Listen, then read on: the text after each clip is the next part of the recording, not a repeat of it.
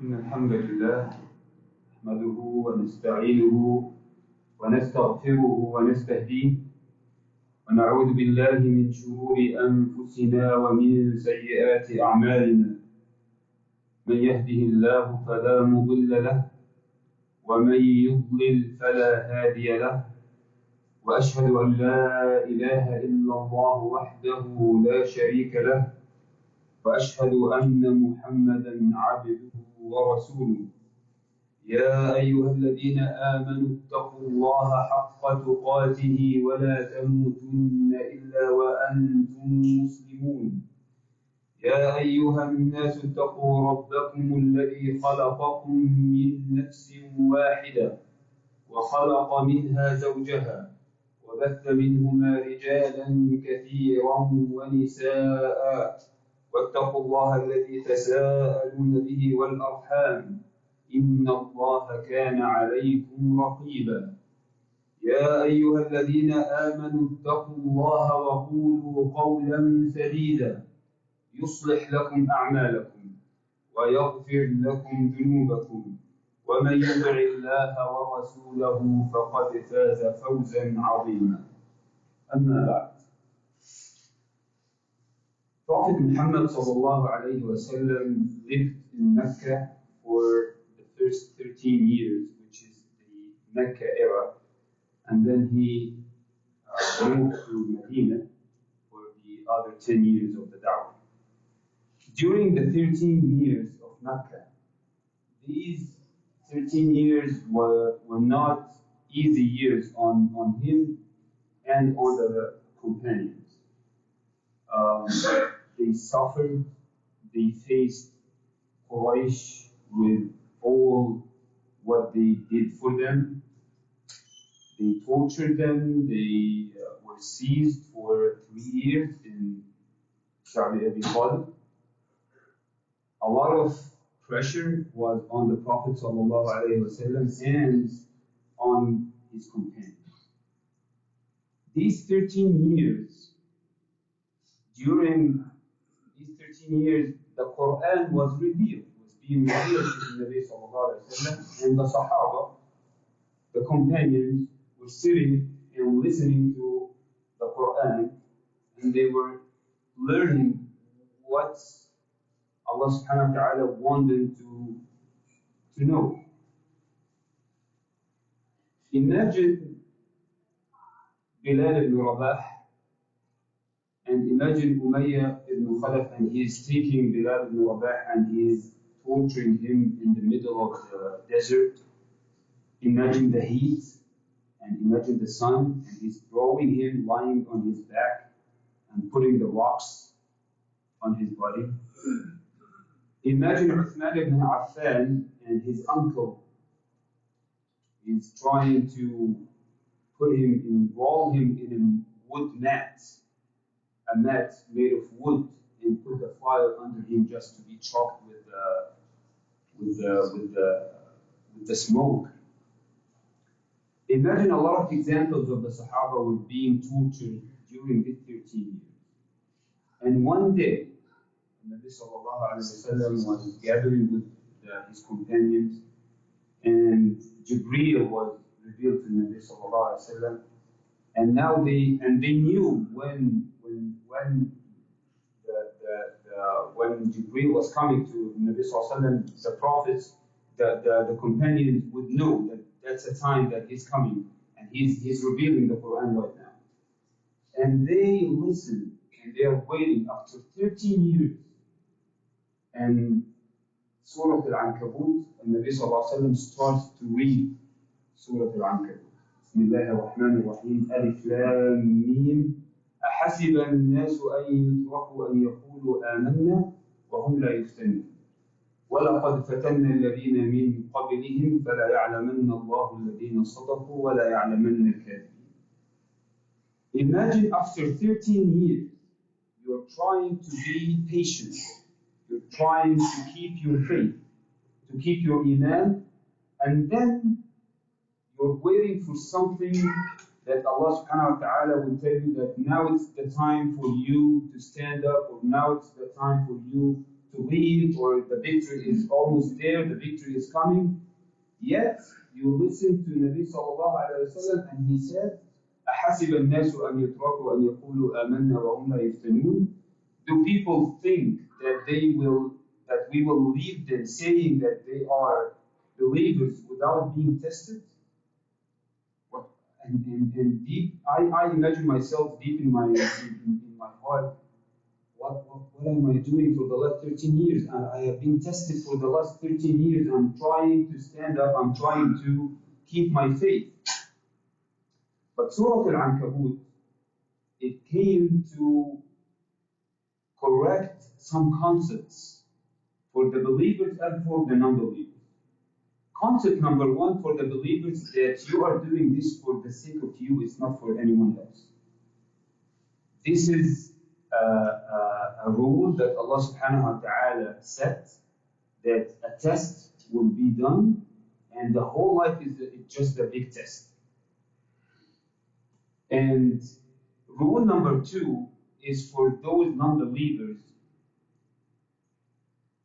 that don't think that because you are in power and you have the power now, that you will not stand in front of Allah subhanahu wa ta'ala and He will not ask you about everything you're doing.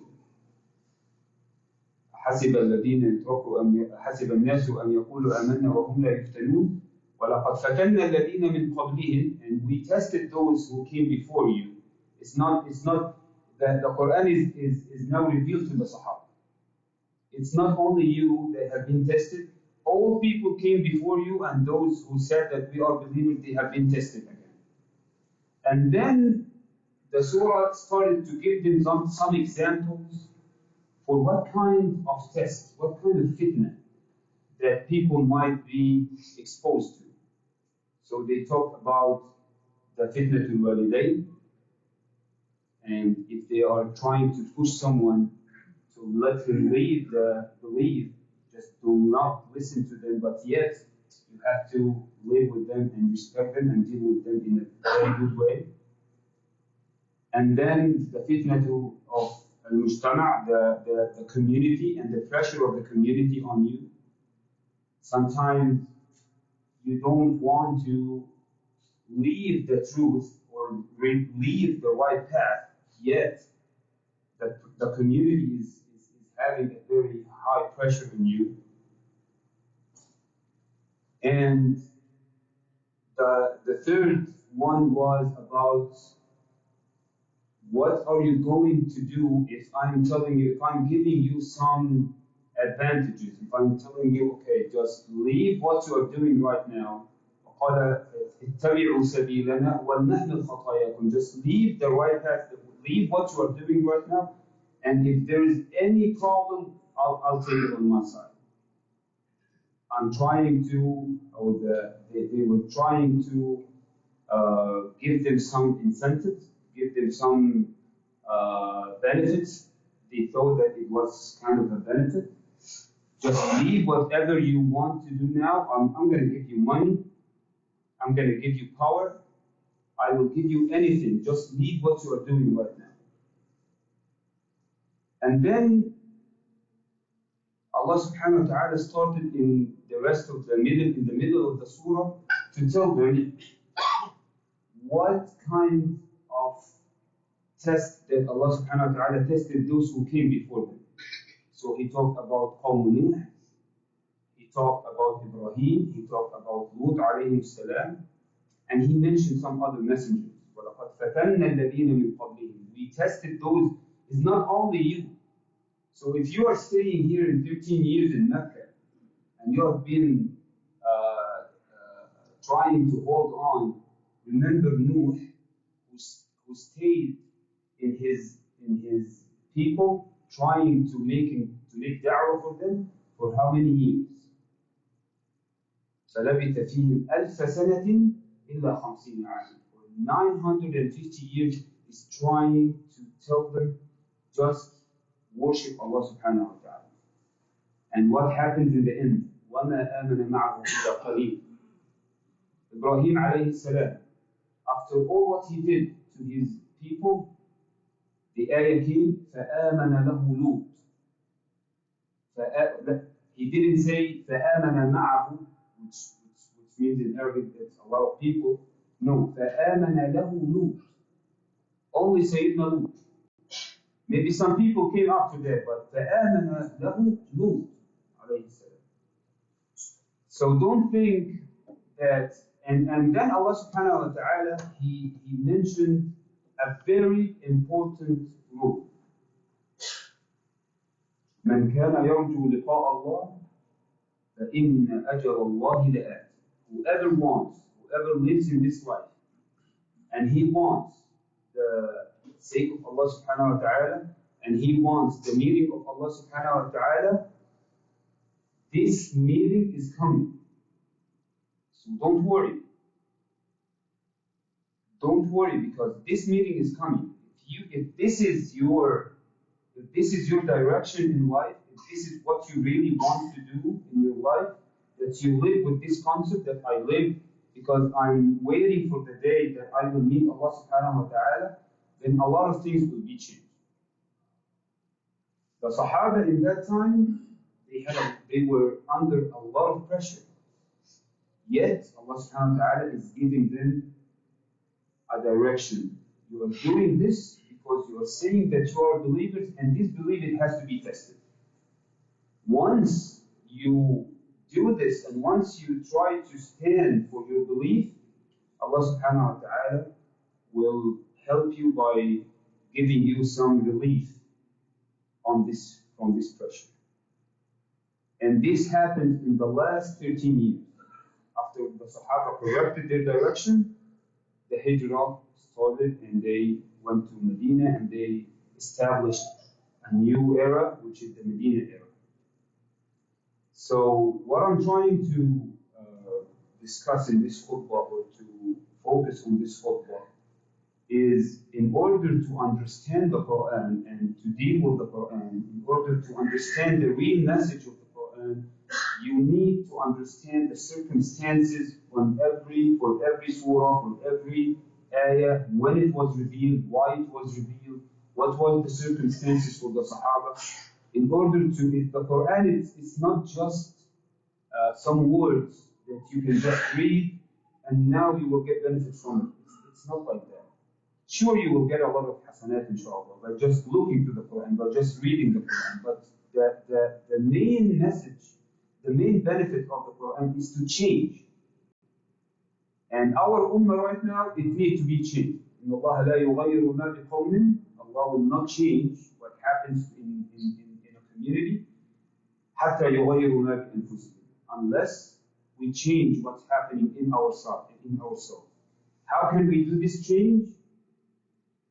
The Sahaba, they were non-believers, they became believers by the Quran, by reading the Quran, by learning how to understand the real meaning, what Allah subhanahu wa ta'ala wants to tell me in this ayah.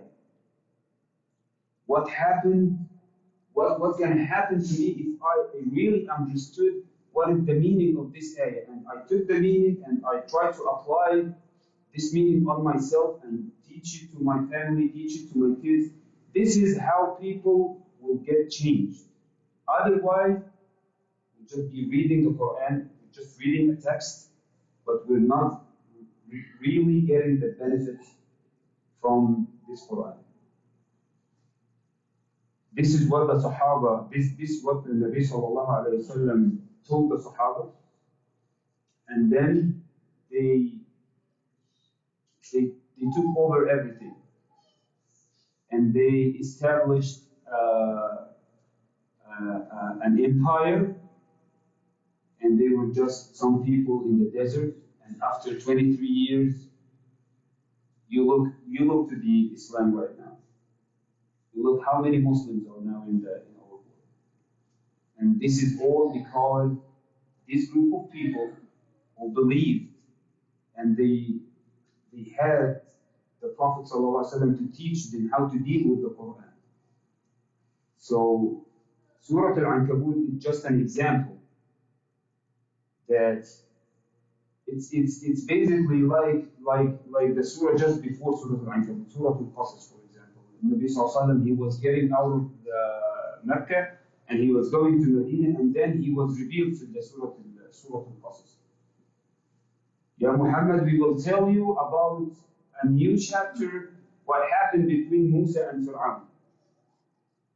And in Surah Al-Qasas, he didn't mention, Allah subhanahu wa ta'ala didn't mention the story of Fir'aun like the other stories that was, because it was mentioned in different parts of the Quran. No, he focused on some points that really matters to Muhammad sallallahu alaihi wasallam, because he needed this meaning at that time. He was getting out of Mecca, he was afraid, he was scared, the Sahaba were afraid. I'm going to tell you now about Musa who left Egypt and he went other places and he was at the same circumstances. It's not you, Ya Muhammad. It was not you, the first one who's facing what you are facing right now.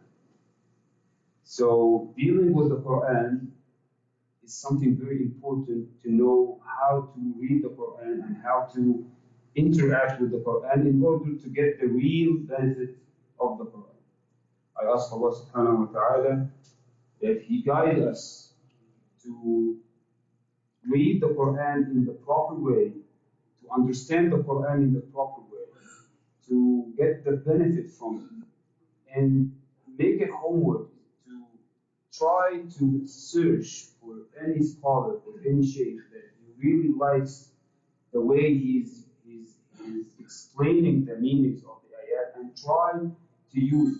Ramadan is almost there. It's only 30 days to Ramadan. Try to get the best benefit of the Quran by knowing the meaning. Believe me, it's going to change your life. If you are reading a text without knowing the meaning, it's like, for me, I'm reading a Chinese text and I don't know what does it mean. So try to understand what is the message, and then when you read it, you will get the benefits from it. Inshallah. أقول قولي هذا وأستغفر الله العظيم.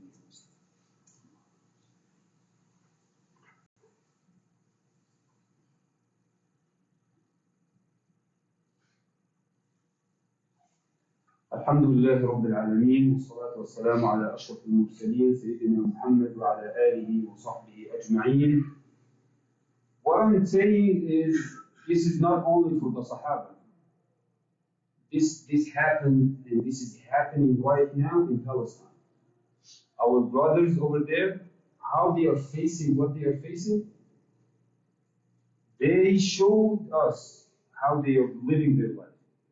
Just a couple of days ago, a video came up on social media, like 15, 20 kids, and they are reading the Quran together in a bombed mosque. And the Shaykh that he used to teach them was a shaheed in this mosque.